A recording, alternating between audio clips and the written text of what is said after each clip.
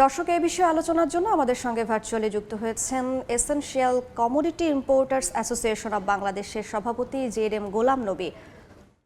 জনাব গোলাম নবী, আপনাকে এই সময় বাণিজ্যে স্বাগত জানাচ্ছি। আমরা প্রতিবেদনটি দেখছিলাম, শুরুতে আমি যে প্রশ্নটি করতে চাই সেটি হচ্ছে যে অবৈধ পথে আসা পণ্যে বাজার সয়লাব হয়ে গেছে, বাজার প্রতিযোগিতায় আসলে এটা কি ধরনের প্রভাব ফেলছে? ধন্যবাদ আপনাকে, ধন্যবাদ সময় টিভিকে, ধন্যবাদ দর্শকদেরকে। বিষয়টি হলো যে এখানে আমাদের এই সব বয়সের মানুষেরই প্রসাধনী সামগ্রী এখন একটি অপরিহার্য বিষয় হয়ে দাঁড়িয়েছে। শিশু, আবাল, বৃদ্ধ, বনিতা সব পেশার মানুষেরই এখন প্রসাধনী তারা ব্যবহার করে। এই প্রসাধনী আমাদেরকে ৩ উপায়ে যোগান দেয় বাজার ব্যবস্থায়। একটি হলো স্থানীয়ভাবে উৎপাদনে, আমদানির মাধ্যমে, আরেকটি ভেজাল কারখানার মাধ্যমে উৎপাদিত পণ্য বাজারে একটা ভালো অংশ তারা দখল করে রেখেছে। এই ৩ উপায়ে নিম্নবিত্ত, মধ্যবিত্ত, উচ্চবিত্ত সবাই এই ৩ উপায়ে এই পণ্য আমরা এই দেশের মানুষ ব্যবহার করি। এখানে সংকট হচ্ছে যে আমাদের সংকটটা কি? সংকটটা হচ্ছে যে অসাধু ব্যবসায়ীরা আমদানির মাধ্যমে আমাদের বাজার ব্যবস্থায় তারা এই উৎপাদিত পণ্যের পাশাপাশি সম্ভাব্য সরকারের যে শুল্ক নীতি তারা ফাঁকি এড়িয়ে দিয়ে তারা নিজেরা লাভবান হচ্ছে। ফ্যাক্টরটা হচ্ছে এই জায়গাটা কিভাবে এটাকে আমরা রুখতে পারি, এর জন্য আমাদের একটা পরিকল্পনা আগে থেকে সরকারের নেওয়া ছিল। সেটি এটা যখন একটা পরিকল্পনা আমাদের গ্রহণ করা, সেটা কাগজের মধ্যে শুধু সীমাবদ্ধ থাকে, এটা বাস্তবায়ন করতে সকলের যে ঐক্য প্রয়াস লাগে সেটাই আমাদের এখানে একটা সংকট। সেই প্রয়াসটা আমাদেরকে এখনো বাস্তবে সে গড়ে ওঠে। যেমন ধরে যে এখানে পণ্যগুলো কেন আমরা নিয়মিতভাবে অন্যান্য দেশও আগে আমদানির মাধ্যমে তাদের বাজার ব্যবস্থায় তারা পণ্য যোগান দিত, কিন্তু পাশাপাশি যে দেশ থেকে তারা পণ্য নিয়ে আসতো তাদের সাথে জয়েন্ট ভেঞ্চারে এদেশের শিল্প তারা স্থাপন করেছে, প্রযুক্তিগতভাবে তারা উন্নতি করেছে, নিজেদের যুবক এবং যুবকদেরকে তারা প্রশিক্ষণ, বিদেশ থেকে প্রশিক্ষণ নিয়ে এসে এদেশে ওই সকল প্রযুক্তি ব্যবহার করে তারা আমাদের দেশে শিল্প, তাদের দেশে শিল্প স্থাপন করে এই প্রসাধনীটি তারা আর আমদানিকে নিরুৎসাহিত করছে। আমরা বারংবার সরকার বাহাদুরকে এই পরামর্শগুলো দিয়ে এসেছি, যারা আমদানিকারক আছে তাদেরকে আপনার সুযোগ দিন, তারাও যে দেশ থেকে পণ্য আমদানি করে সে তাদের সাথে তারা এখানে এসে জয়েন্ট ভেঞ্চারে তাদের প্রযুক্তি আমরা আমাদের ব্যবহার করে আমাদের দেশের মাটিতে যদি আমরা সেই পণ্যটি উৎপাদন করি এবং সহজ মূল্যে, কম মূল্যে যদি ভোক্তার কাছে তুলে দিতে পারি, তাহলে আমদানিটা এবং এই চোরাই পথ আমি একটু যোগ করতে চাই জনাব গোলাম নবী, যেহেতু এই পণ্যগুলো বাজারে আসছে তার মানে এগুলোর চাহিদা আছে, আমরা দেশীয় পণ্য দিয়ে সেটা কাভার আপ করতে পারছি না কেন, বা সেই চাহিদা পূরণ করতে পারছি না কেন?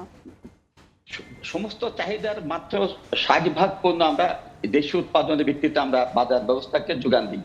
এটা পরিসংখ্যান, বিভিন্ন পরিসংখ্যান ঘেঁটে আমরা তা দেখেছি, তাতে টোটাল চাহিদার 60%, শতকরা 60% পণ্য আমরা স্থানীয় উৎপাদনের মাধ্যমে যোগান দিই, আর 40% আমাদেরকে নির্ভর করতে হয় আমদানির উপর। এখন যদি আমদানি একেবারেই বন্ধ হয়ে যায় তাহলে তো আমাদের বাজারে আর একটা সংকট তৈরি হয়।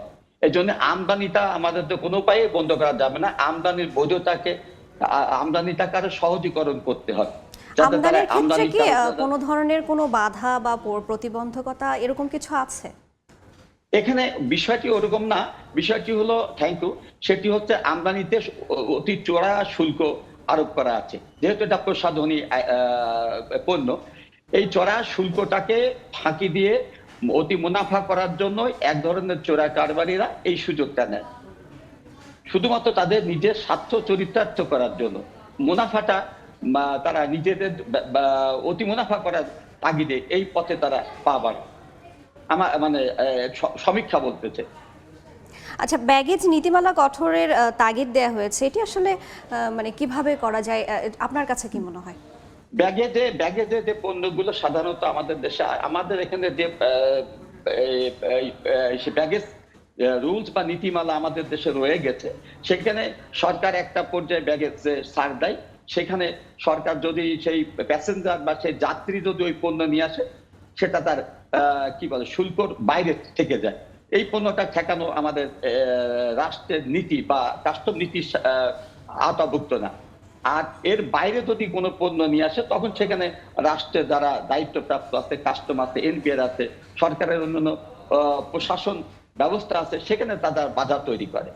কিন্তু ব্যাগেজ বলতে যেটা আমরা বোঝাই, ব্যাগেজের এখন 40 কেজি পণ্য আমি আনতে পারি, যে কোনো এয়ারলাইন্সে আমি 40 কেজি পণ্য আনতে পারি। সেখানে আমি বিভিন্ন ধরনের, যে কোনো ধরনের মোবাইল ফোন, প্রসাধনী সামগ্রী, তারপরে অন্যান্য কিছু আমি সেখানে ক্যারি করতে পারি। এটা আমার রাষ্ট্রীয় ব্যবস্থা, এখানে কারোর কোনো হস্তক্ষেপ করার সুযোগ নাই।